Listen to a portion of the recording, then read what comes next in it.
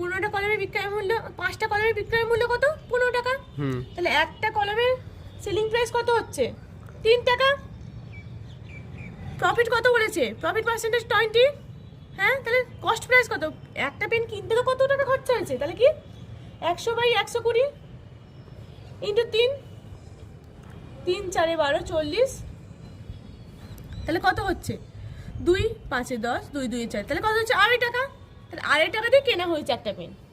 এবার এখন বলছে কি এত টাকায় 8টি অনুরূপ কলম বিক্রি করা হয়েছে। তাহলে আবার সেলিং প্রাইস বলেছে ধর 8টার জন্য সেলিং প্রাইস কত হচ্ছে? 18.40/8, তাই তো? হ্যাঁ, 8 2 16, 17 18 2, 8 3 24, তাই তো? তাহলে কত হচ্ছে? এর জন্য সেলিং প্রাইস কত হচ্ছে? 2.3। তাহলে কিনেছে 2.5 টাকা দিয়ে, বিক্রি করছে 2.3 টাকা দিয়ে, তাহলে লস হচ্ছে। লস কত হচ্ছে? 0.2 টাকা। 0.2 টাকা। লস পার্সেন্টেজ মানে কি?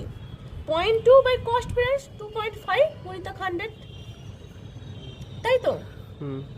25 4 2 8। 4 4 2 8, 8% লাভ নয়, ক্ষতি হবে। তাহলে লস পার্সেন্ট লস হয়েছে। আর 8% ক্ষতি।